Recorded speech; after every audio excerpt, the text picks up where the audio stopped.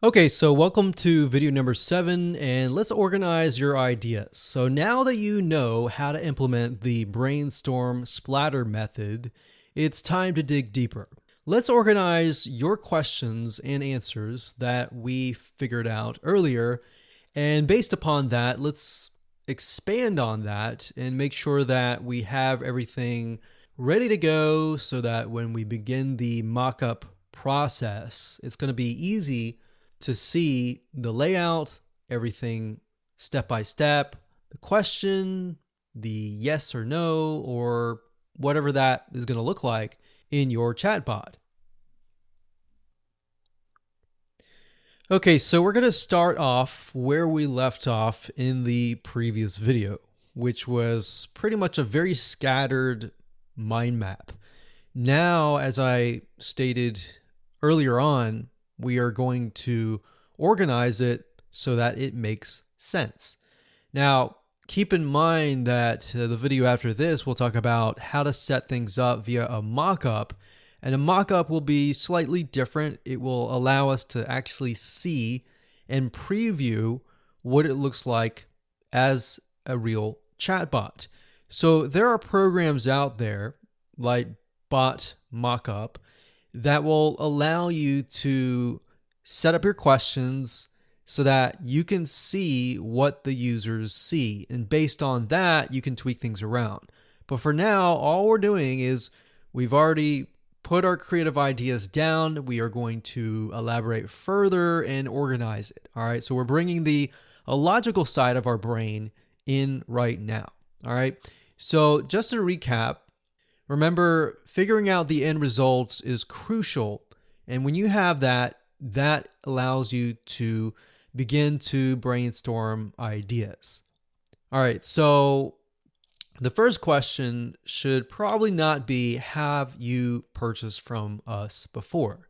Instead, it should be something of, hey, first name.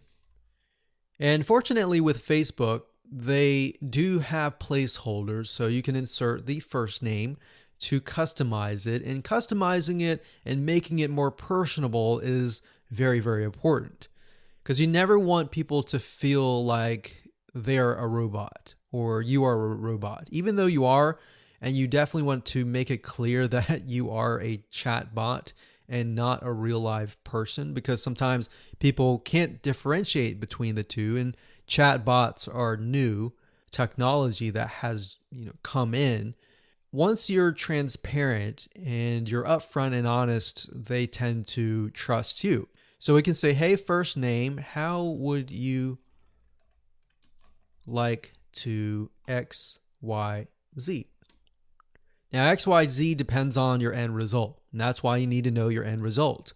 But in this case, if we are teaching people about scuba diving, you could say, how would you like to learn how to improve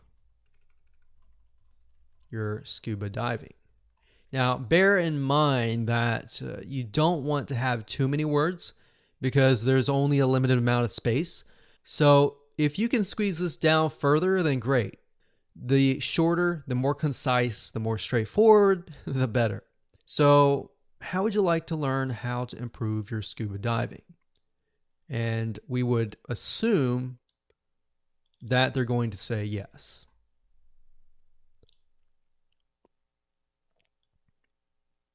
If they say no,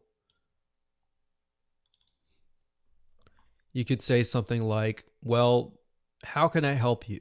Would you like to, have you purchased from us before, or whatever, and all that. Or you could say, hi, first name, how would you like to learn how to, or hey, first name, I would like to help you improve your scuba diving. And then you could say, to better help you,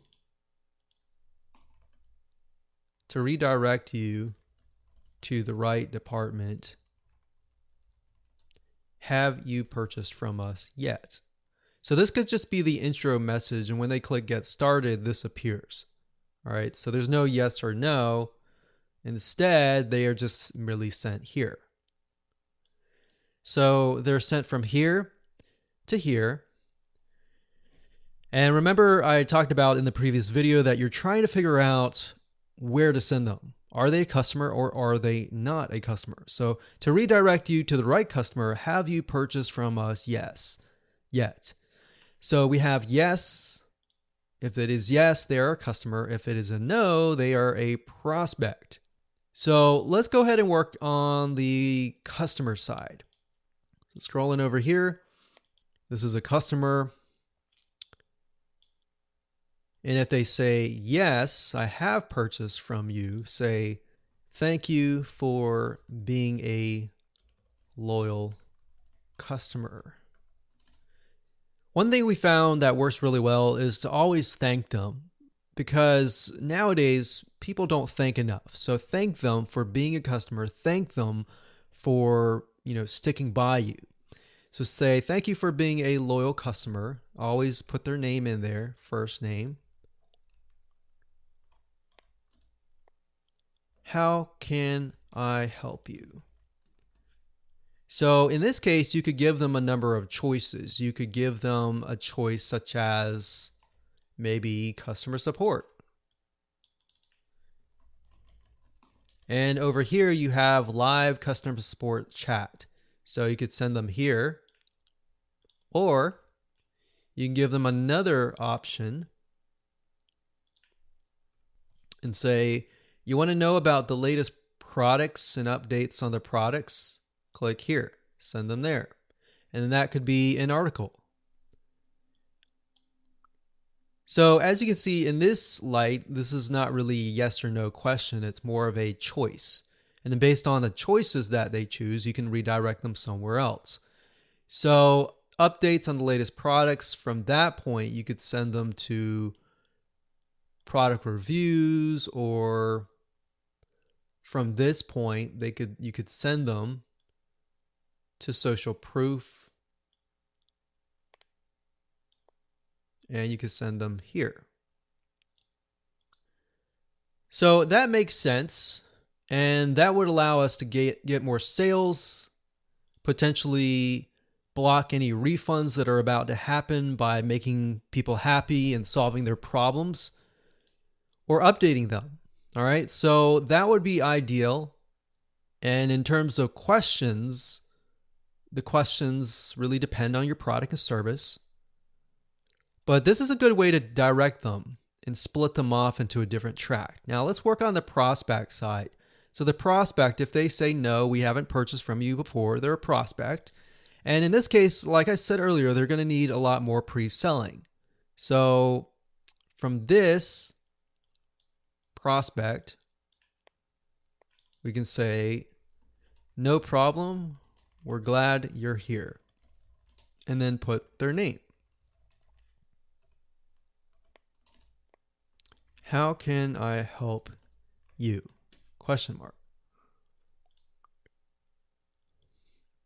And then maybe from this point, you could redirect them to several articles, or several articles converted into questions. And if they depend on what they click, you send them to those articles.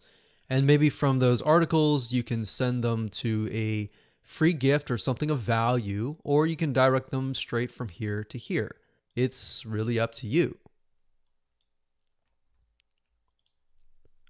But in this case, we'll direct people from here to here.